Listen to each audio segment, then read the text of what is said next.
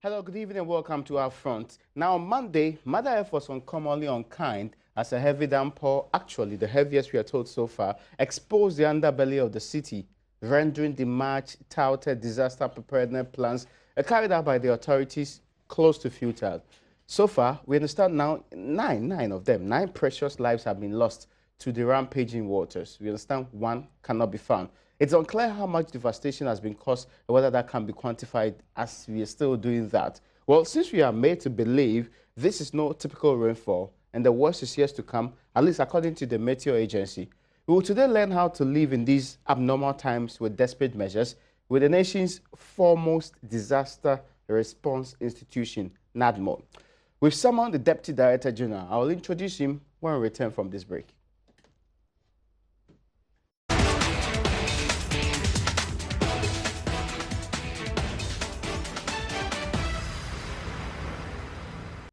You're welcome back. This is UPfront. My name is Raymond Akwa. In response to the Yokohama Strategy for a Safer World and Plan of Action, and this was what in 1996 by Act 517, the National Disaster Management Organization was established.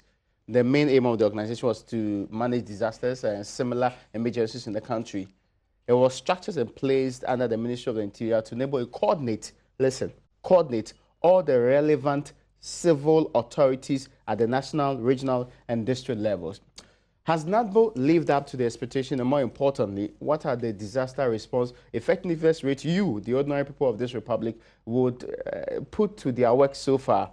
All these and more will be answered by Deputy Director General Abu Ramadan. You're welcome, sir.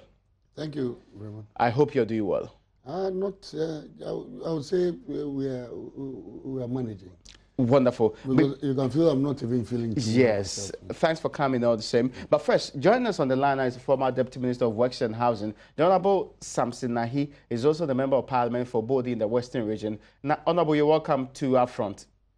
Thank you, my brother. I want us to quickly start with an assessment. Since Monday, where the big rainfall happened, how do you think government has fared in the management and also perhaps preparation prior to this day?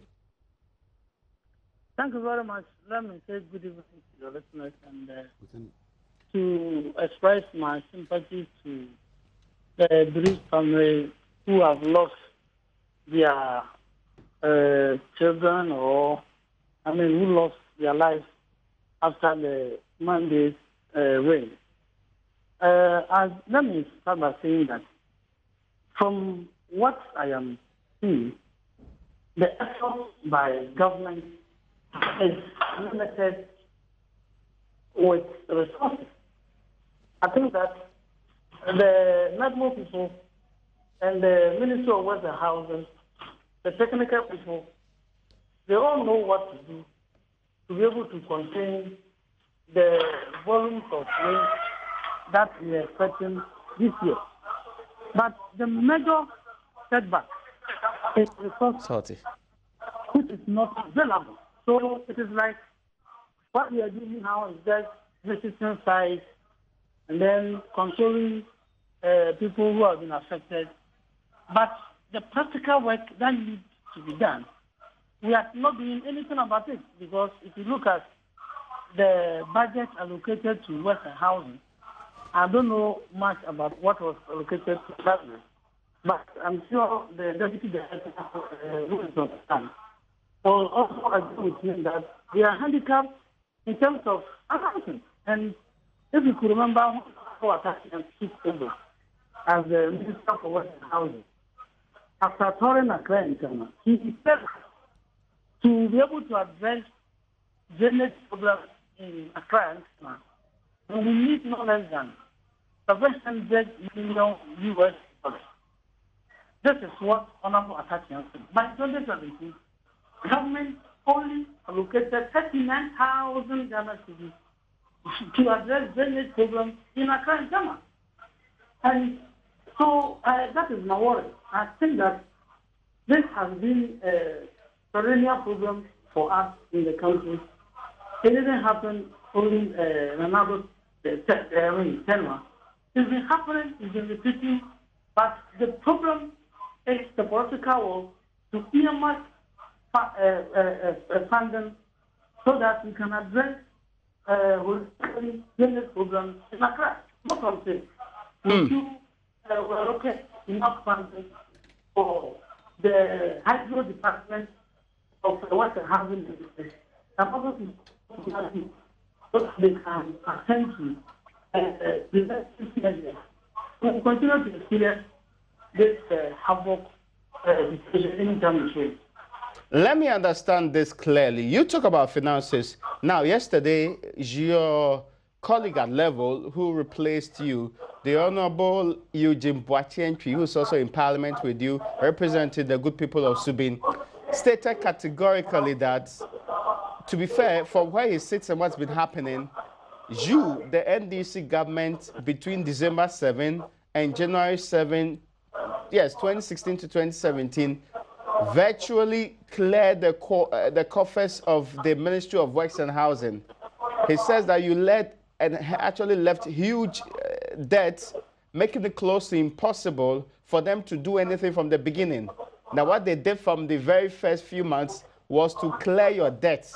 So if there was a problem with the response from the ministry or doing what was required, it was because you, your minister, and those of you who superintended over the ministry within that period cleared the ministry of his coffers and proceeded to also leave a huge debt.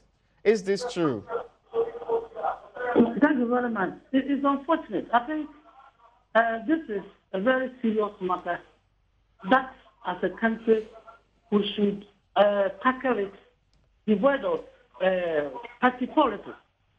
In fact, in 2016, I think in June, we gave a contract of about $54 million to dredge masters to work on the Colin Lagoon. And so they started with, they have worked to the tune of over $10 million, and they have not been paid a kobo or a cedi. You understand?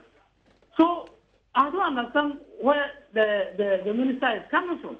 Honorable. What does it mean by we cleared all the accounts, we spent all the money in the Western Housing Ministry? Honorable. We spend a lot of money in the ministry. What you do is that the budget, you place a request to Western Finance Ministry based on what that you have done, and you are paid. So there's nothing like they gave the money and then we spend it. In fact, our efforts to address the drainage problem resulted in awarding a contract to dredge masters, asking what they have done about it. Okay. They have not paid $1 to Honorable. the contractor. And so the contractor has stopped work and they have passed out of sight. Honorable. That is the situation. Yes. The question is whether or not the NDC government left huge debts in the name of the Ministry of Works and Housing as of the time you left office in January 7. Can you speak to that? That is not true. That is not true. That is just not possible. Because, as I've said earlier, there is nothing like you were giving, starting up debt for the coming government. It didn't happen. Honorable, you spoke about the contract for dredge masters. Was money specifically allocated, designated, and left in the national kitty to pay for that particular contract? I told you that the contract was awarded in June. You understand? Mm-hmm. And so by the time the contractor mobilized and went to site, it will take about 3 months for them to mobilize to go to site. And that will take you to September. And by November, December, when they were working, they were in the election. So when they raised their first certificate, we worked on it, sent them to finance. It didn't materialize, and we left office. I get your point. This is not a debt that we have left for them to come and collect. And they have not even paid it. Okay. If they have paid it, you will see that dredge masters will be seriously working in Accra. But they have not been paid, and because of that, they have demobilized and they have left site. Okay. So there's nothing like they have paid. Yet how much of the debt that the inheritor have they paid? Ask him to tell us. There's a question, follow up on this one, that's to do with the status of the Conti project. That, in the very words of the former president, John Evans Atta-Mills, the late, was the panacea to the flooding problem in Accra. How come, as of the time he left office, the Conti project had not kick-started the second phase, as was indicated in the plan that you put out in 2013? We couldn't implement the Quincy project, not even the first phase, because there were several financial issues with the investors who wanted to loan us the money or the funding for the project. So after lengthy discussions with them and realizing that that Quincy project will not be possible for us to implement, we took another decision to engage debt masters. If Quincy project had been successful, we would have engaged debt masters to work on the drainage problems in Accra. I get your point. Because, sorry? I get your point. My very final question to you really is to find out from you, by the time you left office, exactly beyond dredging, which you've made reference to, beyond dredging, what else had been done to make sure that the perennial flooding is fixed permanently? You remember that after the 2015 disaster, we arranged to send even private people supported the ministry of the government to discuss the Odo and the major channels in Accra. That's all? No, sorry? That's all? No. Okay. So the whole idea of engaging the dredge masters was to holistically, after dredging, do concrete work, expand the channels, deepen the channels. So by the time we left office, they have started with some concrete work in some parts of Accra. Okay. And so as I said, the contract was awarded in June. Mobilizing will take you to about September. So they work with us in 3 months. Okay. And so that is it. But as I'm saying, may I, forgive me, expand the scope a little bit? The question I'm asking, in the 8 years of the NDC's rule, the last 2 terms of the Mills Mahama government, can you stipulate a single major drain project, be it storm drains or otherwise, that was constructed, completed, and handed over to the people of this republic? of course, if you go to some of the regional capitals, we did a lot of concrete work in most of our channels. Okay, so let's start from Accra. Let's start from Accra. Can you point to one in Accra? Let's start from Accra. Yeah, we started the Medina one, and you can see it. We didn't finish, but Honorable, forgive me, but I don't know the. I have a list of projects that have been started.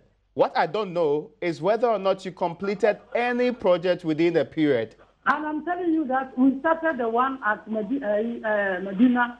It was ongoing until we left office. And there are evidence. When you go there, you will see that concrete work actually started. You understand? If you go to 12 Road, the same thing. I see. If you move to other regions, you will see the project.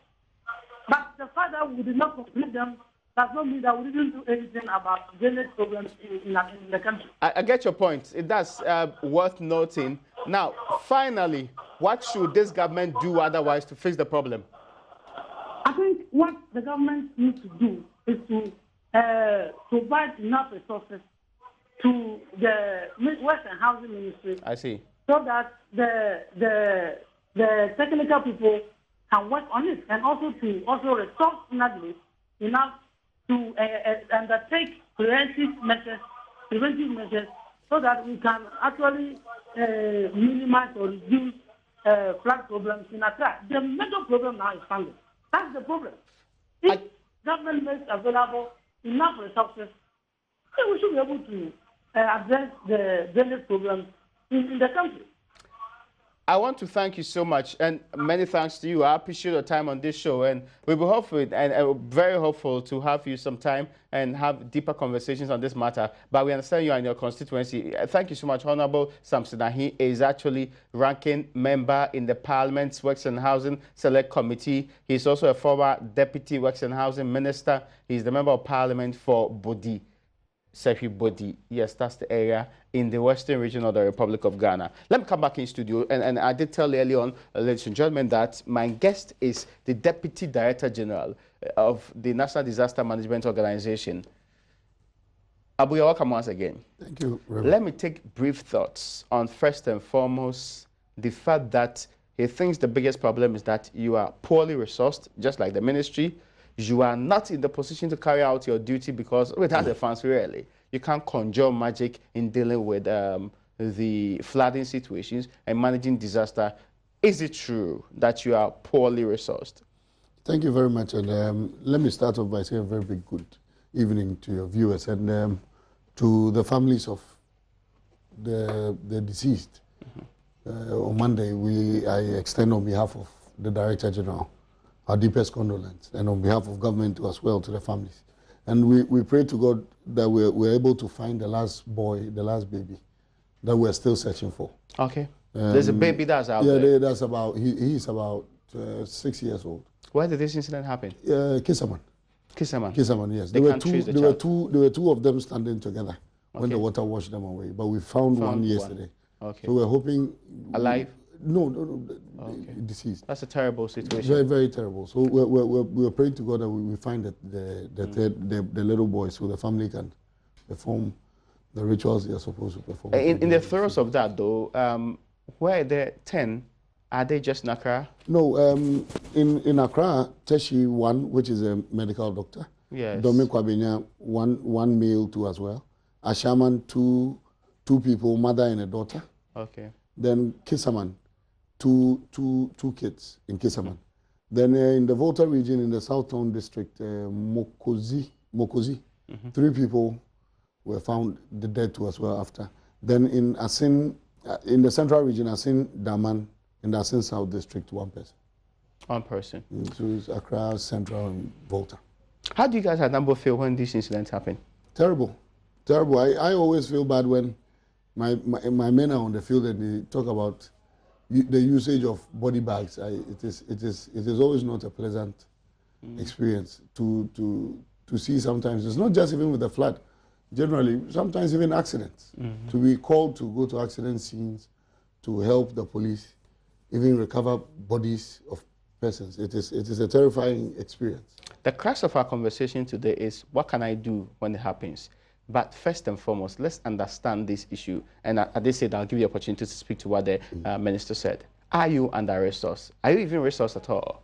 Yes, we are. We are certainly resourced. How much were you given this year? If you had told me you wanted the figures, I would have brought. But it is no secret. You are adapted. No, but it is. You're a deputy director general. You cannot presume not to know that you're funding in this particular case. No, if I wouldn't be the right person to be telling you how much funding was given to us to run the organization.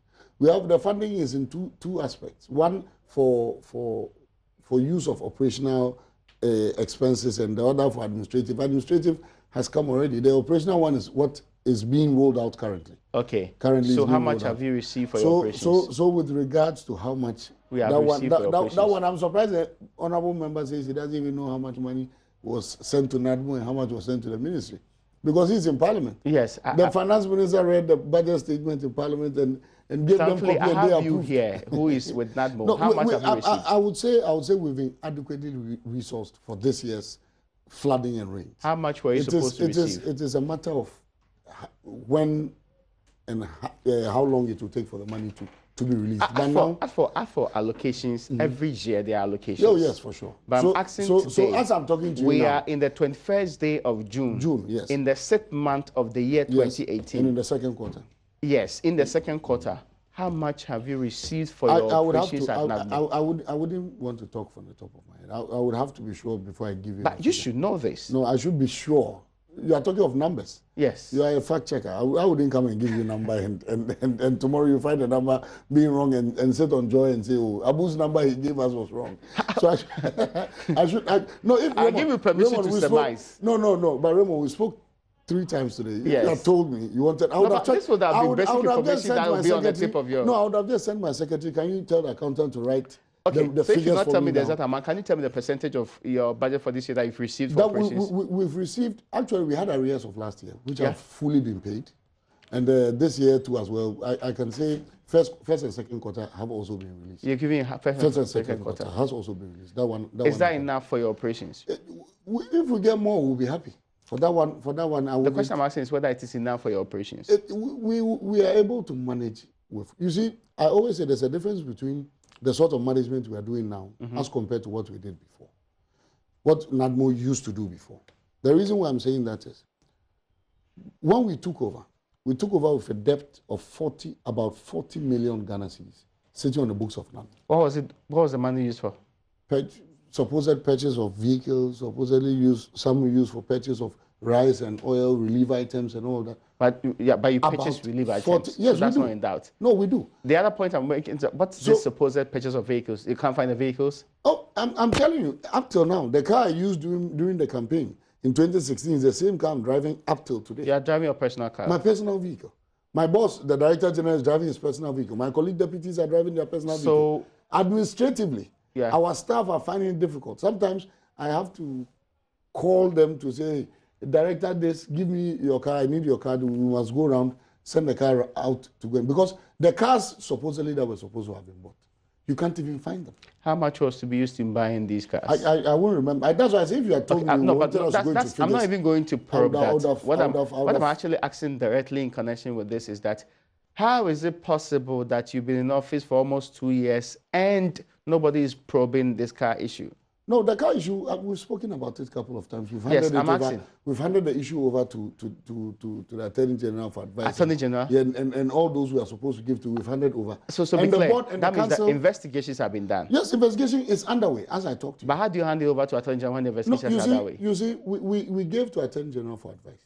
Advice? Advice, as to one. An incomplete investigation? No, listen, Raymond. One, it's 2 things. One, the legality of even the purchase, whether it is legal for the means through which it was done, whether it is right or wrong. You mean the procurement process? The procurement process. Okay. So we are waiting for that advice to come. Aside that too as well, the way and manner things were done. And you see in the past, NADMO didn't have a council.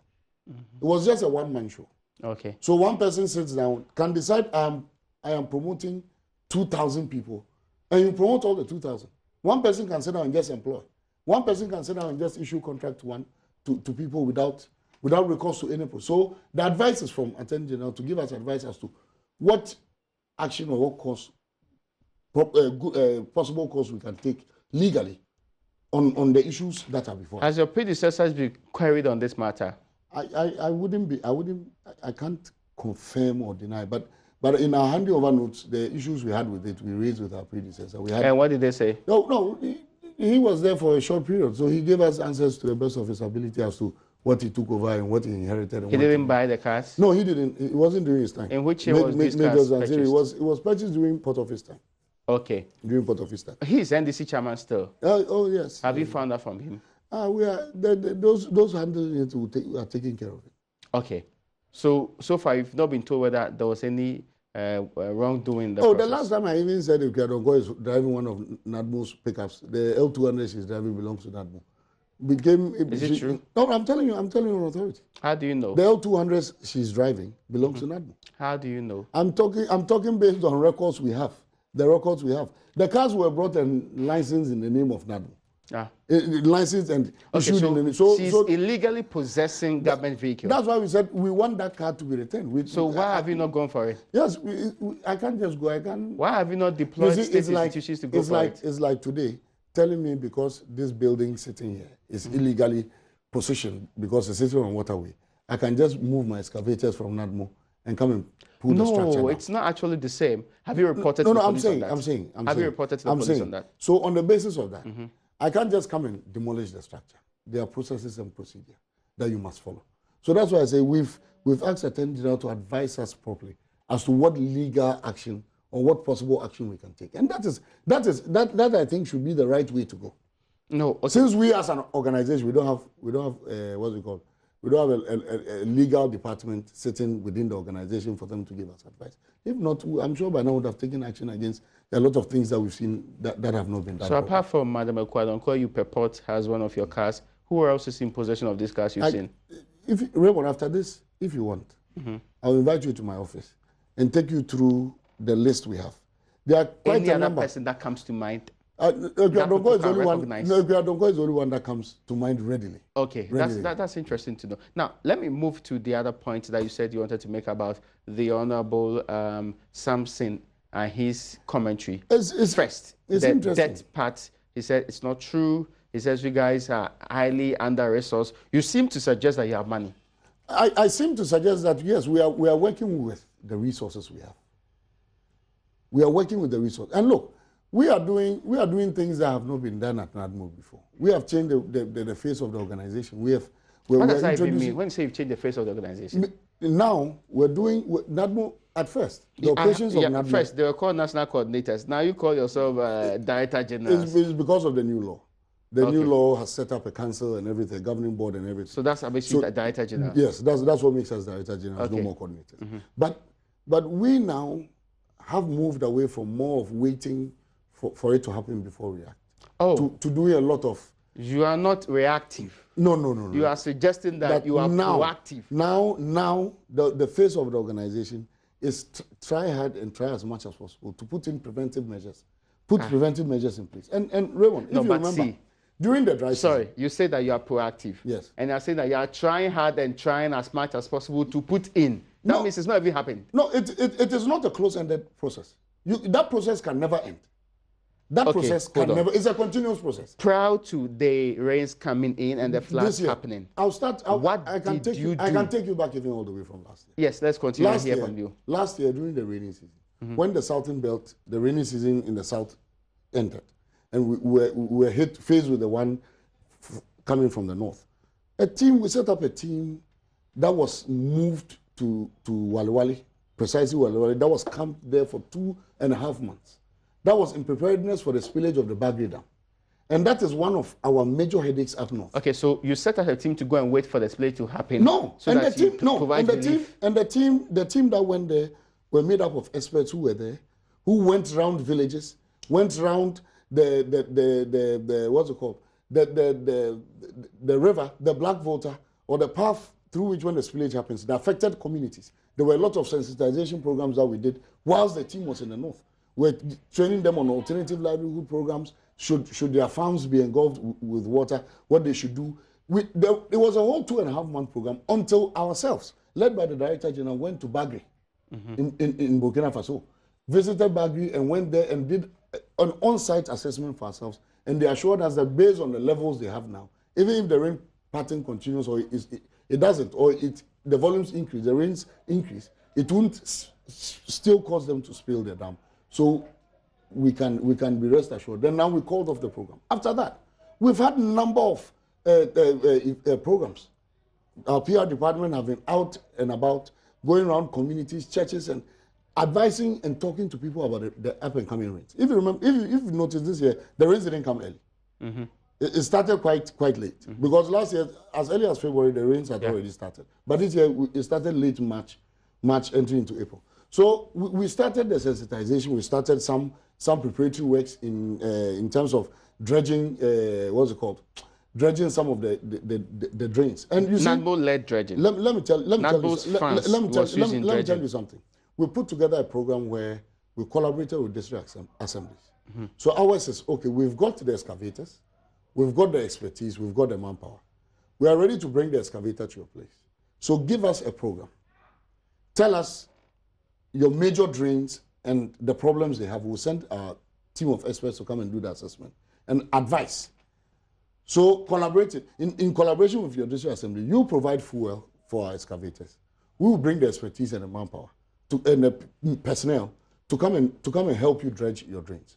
We've got some districts working with us on that. In the Greater Accra. In the Greater Accra. So some districts supported. In the Accra Metropolitan Assembly. Accra Metropolitan Assembly, for instance, we gave them the machine, the excavator, for almost 2 weeks. They to took dredge it around. where? It dredged quite a number of places. Specifically where? I'm telling you, it dredged. You can this information you can cross-check from the. I want to know from you the area so that I know where I'm going to. Raymond, because where you are seated is the same place that a deputy Western Housing Minister yesterday told me that they've cleared all the drains and that was done by the ministry. So how come there will be contemporaneous dredging by two institutions on the same thing? Let me tell you what happened. Before we finished our collaboration started with some of the assemblies, government had not taken a decision to ask the Ministry of Works and Housing to go into full-scale dredging of drains. So government asked us, NADMO, and other agencies to provide list of drains that had not been dredged to the Ministry of Works and Housing for them to proceed to dredge those drains. So there was now, more or less, I'll say, a freeze on our activity. So the ministry now took over. Okay. But before the ministry started its activity, Greater Accra, AMA had come, we had given them equipment. That's why I'll invite you to my office and I'll show you correspondence between ourselves and some assemblies. And then some municipal. I just wanted to know if you could pinpoint a single drain you did. I can tell you in Accra, I know I can't remember exactly the name, but I know it because it went through me for approval to the Director General for the release of the excavators for work. In Sprintex, I can tell you for sure, Sprintex, Community 18, around where the... That's not in Accra. No, it's part of Accra. No. Oh, it's not in Accra? Oh, really? Sprintex is not part of Accra. Community 18 is not part of Accra. No. But how can you estimate that there's possibility of Community 18 being part of Accra? If we say Accra, Sprintex is no more part of Accra. No, I asked you specifically the Accra Metropolitan Assembly. In Accra, yes. I can't remember exact name of one particular location, but I know that the Assembly, Metropolitan Assembly... Specifically one that went through you. Yes, but I'm saying Sprintex, around where the Interior Minister lives. Okay. The drains there. That was, I think, that should be around March. We did massive dredging of the drains in that area. We even widened the drains to prevent it. But the reason why they still had the problem this time around was because when the rubbish comes and it gets to the culvert, because the culverts are not big enough. What is culvert? The culverts that they put for vehicles to be able to... I don't know culverts. Oh, Raymond, you should know what a culvert is. I don't know. You know the big concrete pipes that are put in drains. Ah, okay. That's what they call culverts. Okay, I see. They choke them. They fill them. Yes, when the rubbish comes in, when the rubbish comes, it chokes the culverts, and the water can't flow again. So the water will bounce back, and now it will cause the flooding. So aside the expansion, the culverts needs to be changed. Yes, they need to either open the culverts up, make them bigger, or we find a way of preventing filth from coming. Why are you not doing it? Raymond, NADMO, let me, for your information, you see, NADMO as an agency, as you read, when we were first set up, our core mandate is to coordinate the activities. All the relevant civil authorities at the national, regional, and district levels. Precisely. So we are our major responsibility is to coordinate the activities and make sure that every agency, relevant agency that is supposed to help in the mitigation of disaster, the impact of disaster, are working. So you didn't ask them to do the change of the culverts? I'm telling you that particular drain. Yeah. It never, when our men went there to do the job in Community 18, the drain was not really, it didn't come to mind until after this rain, we went there and so it was just today they were briefing me. It was just today they were briefing me that after the team went around, that we need to recommend for the drain to be changed, the culvert to be changed. We'll come back to that conversation, but for now, let's take a break. My guest today is a Deputy Director General of the National Disaster Management Organization. We are asking, can we be given the safety required as the rains come in? What should we do in these circumstances? We'll continue the conversation after this short break.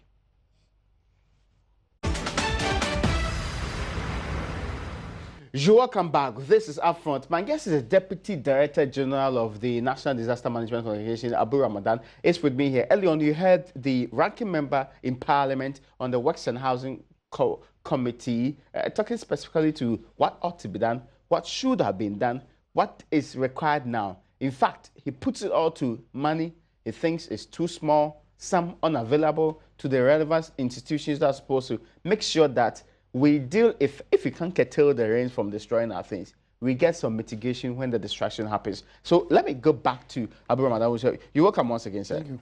Now, you were talking about what preparations have been done. And I was asking the question to do with whether or not we had done enough works in anticipation of what was happening. You started off talking about drains, which ones, and culverts that ought to be dealt with in appropriate ways. Let's move to understand this other part. Beyond the drains clearance, the dredging, which you say the ministry took over in the course of the year, what else was done as in preparation? Since you say proactivity is the new, what they call it, expression that is very famous within the new NADMO. Aside that, sensitization, we started massive sensitization. What are we telling the people? The PR department. We're telling them what? Telling them the sort of places they should be when the rains start. And like what? Climb to the final floor in your house? No, like within your house, you should find a safe spot. That is primary. But you're not telling them not to build the waterways. No, those ones we don't need to tell them. What we need to do is to have the courage and strength to pull down structures. Courage and strength. You know why I say that? Because when you started, the very same media that are calling for us to do our job will now turn back and say we are not adding human face to the work we're doing.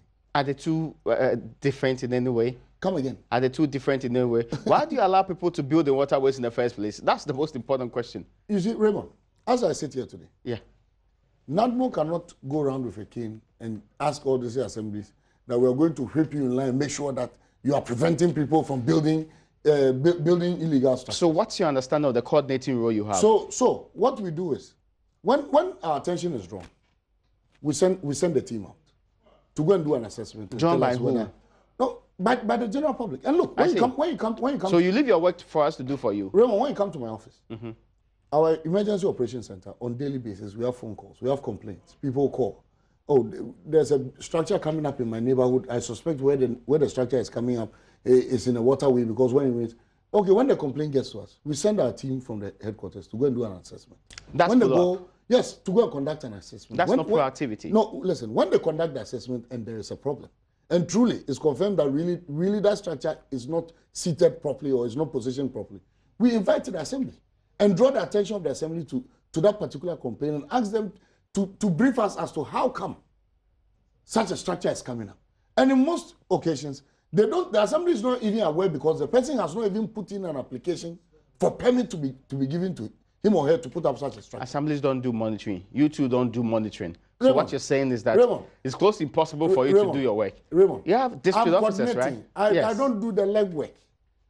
I'm coordinating. So inshallah, hopefully on Tuesday, we are meeting with all our collaborators on Tuesday to sit down and look at what have been left out and what needs to be done, and to prevent a reoccurrence of what happened on Monday. Can you compel district assemblies to do the needful in preventing these floods? We can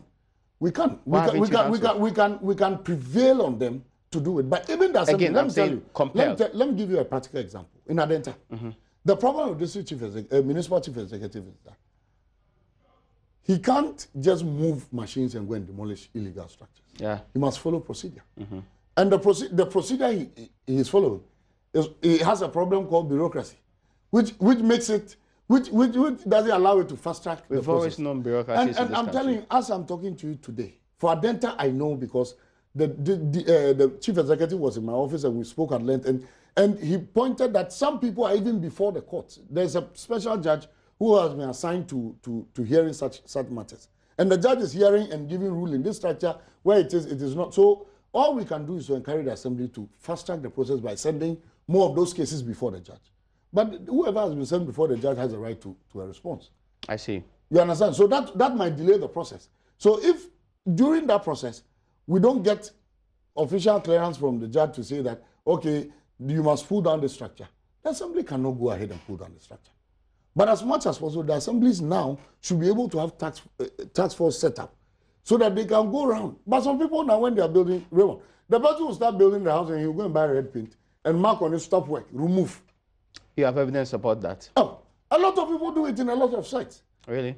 A lot of people do it in a lot of sites. Example where specifically? I can't give you an example, but I'm saying a lot. It is something everybody I demand knows. street proof from people. Raymond, I'm saying everybody knows what I'm talking about. And yet you can't give an example. Everybody knows what I'm talking about, this new phenomenon that has come. The person who wait for the assembly to come and write, he will write. So when the task force gets there, they see removed, oh, okay.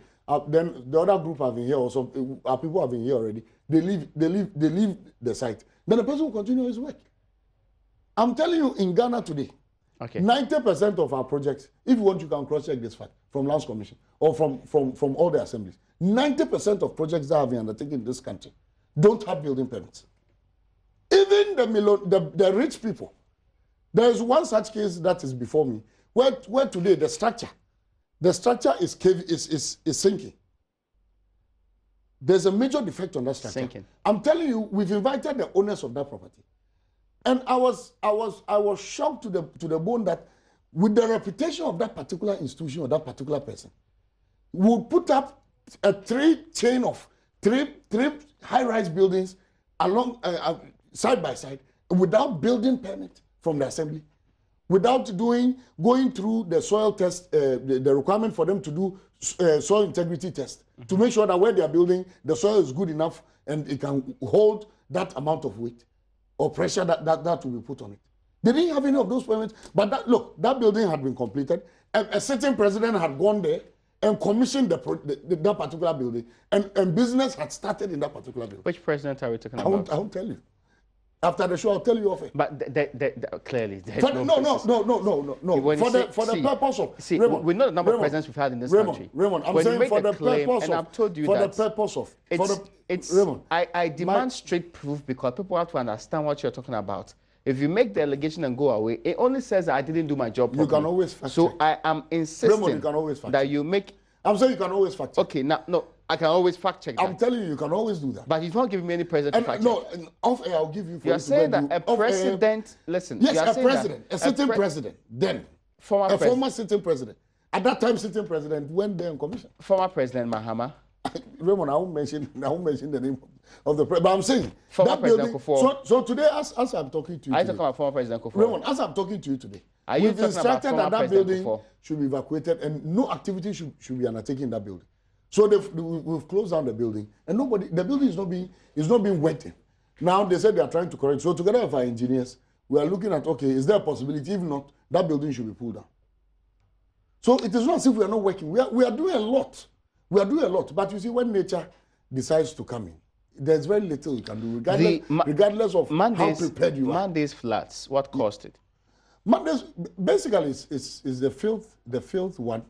The filth we are dirty. We generate. Yeah, for that one, Raymond, the filth we generate. Yes, and the improper, the way manner we handle our filth. Look. But sorry, you said you are done dredging. Yes. If the waterways have been cleared. Yes. The filth, when it gets into the waterways, will they call it move? What's the point? Let me ask you a question. Yeah. When you clear Odo, when you clear the waterway here at Circle, when you clear it, you don't find any waste material in it again. And it rains, as it rained on Monday. Yeah. By morning, you see the amount of rubbish or the amount of filth that will come back into that same place you've dredged. Where will the filth be coming from? From areas where you didn't clean. Okay. So if we clean this part of Accra and we don't clean this part, when it rains, it will wash the dirt from here and bring it down here. So why didn't we clean all? You see, it is a continuous process, gradual process. But do you know that it's interesting? Yes. One, the Meteo is saying that this is extraordinary rainfall. It's not just Monday. The ones coming between now up to the end of yes, that's what they are saying. We should expect more. Secondly, the Ministry of Works and Housing and the Deputy Minister was in your seat yesterday. He said it's because of rise in water levels from the sea. You are saying it is filth. Raymond. Exactly what is the main cause? The minister might be speaking from a different, what's it called? Ask him the same question. He might be speaking These are government agencies. And I'm saying he might be speaking from the different briefing. But me, from the briefing, yes, maybe experts. Our experts, we don't work in the same office. We work in different offices. So maybe his experts have told him, okay, climate change and the rise in water levels of the sea too is contributing to it. So there's a asked possibility. for the main course. Of this particular region. Yes. It is just, you see, Accra, as Are this you government said, disputing the rise in water I have not levels? said so. I have not said so. I'm saying. But you're saying there's some rubbish that caused it. No, and I'm saying that Accra, Yes. until we re-engineer our drains in Accra, a total re-engineering work is done on the drains in Accra. Because the population of Accra They say is they are growing. doing. Do you know they are doing? I know some activity has started. But that's not re-engineering that you're talking about.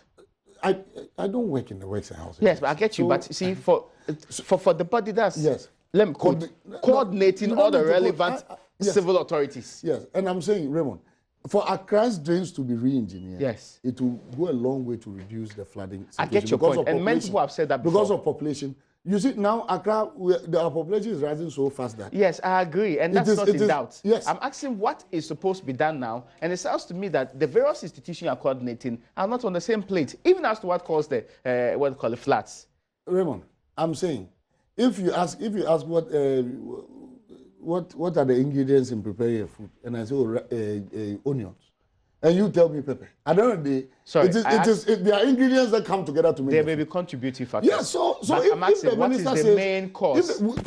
From my perspective. Sorry, from my perspective, the minister ruled out blocking of waterways as one of those. He insisted Raymond, all of those dredging had been done. Raymond, and if all of those dredgings have been done, the garbage park cannot be and should not be the main reason. I just told you some few minutes ago. Yeah. That just this afternoon, my team that went out, my experts that went out to do an assessment, briefed me and even told me about the small culvert in Community 18. Remember I told you. So based on their briefing, the experts that went around to do a post-flood assessment, the report they have, the verbal report they have given me, they are putting together the written report. Okay. The verbal report they have given me, filth played 80 to 90%. I see. It is the filth. Because in most cases, and you see the high winds too as well, brought down some trees. And so in some areas you see the whole tree itself being washed away, and it becomes a blockade to a major drain. I get your point, yeah. Yes, so the filth is, I'll call the major cause of I get your problem. point. Now, how many people need help? In Accra currently? Yeah. Help in what sense? As in relief service. In terms of relief, based on the rains that came on Monday, we are looking at in excess of about 250 people. 250 people. That need, at this stage, we've moved beyond critical. Okay, yeah, because it's been a couple of days. So it's just a normal displacement and maybe source of... Have you provided for them? Yes. You see, for the all of them? Let me tell you, for the first time, NADMO, when you go to the district office, we've been able to provide them with relief items for their stores. For the first time? For their store. For the first time. It's not happened before. Really? I'm telling you. They always have it. I'm saying, the excuse is that they've been taken to do other things. No, that one... That's the excuse that they're given. Remember, if I give it to Kruwa District and Kruwa District officer decides he wants to go and throw a party with it, and without taking into consideration that it is state money, and you account for it from... So all the 250 people, we've given them relief? I can't say yes, I can't say no. But we've given, no. The moment it happened, instructions went out to the affected region. Have you had regional feedback directors, that they're supposed to be? Yeah, by now, I'm sure they should have given us feedback as to how many people have been affected or not. But as at this morning, relief exercise items have started going out. Okay. So how many have you given out so far? As I'm talking to you now, there are people at Odo here who don't have proper drinking water. As I'm talking to you now, we've sent our water tankers and they're supplying them water from the head office. Good, clean drinking water from the head office. You on Tuesday said that half of Accra had been submerged. Yes. The mayor of Accra said it was only Adabraka Sahara that was massively affected and can be considered to have been submerged. Again, the discordance in the communication on the part of governments on this part. I spoke as NADMO Deputy Director General. Yes. The coordinator. Deputy Director General. The coordinating institution. Listen. Yes, continue. NADMO, Deputy Director General. On Monday, I dealt with not only AMA, I dealt with Adenta, I dealt with Ashaman. Yes. So I dealt with almost about 5 or 6 major. Yeah, but my question is about Accra. So when you speak to the mayor of Accra, the mayor of Accra will speak only to his jurisdiction. So when you said half of Accra had been submerged, you meant Adenta? Listen, the mayor of Accra will speak to only his jurisdiction. Again. So I will speak and I would make no, the mayor of Accra cannot speak to issues in Adenta. He can't tell you how worse the incident happened in Adenta. He can't tell you how the incident happened in Ashama. He can't speak to that. He can tell. So his answer is apt and right. He told you the places that were affected are where Odona, Sahara, and they have another name they call it. Adabaka, Sahara. Yeah, Adabaka, yes. So those areas were affected. Ashaman was heavily affected. Okay, my last question to you, because my time is up, is there are more rains expected. Are we going to have what happened on Monday, 9 lives lost, repeating itself? We wouldn't want to see even a single life lost. Not want to see. What have you done to prevent that? We wouldn't want to see a single life. What have you done lost to prevent that? So as a matter of fact, moving on, we are putting in, that's why I said on Tuesday. You've not put in, but you are putting in. No, if I say we are putting in, you should understand.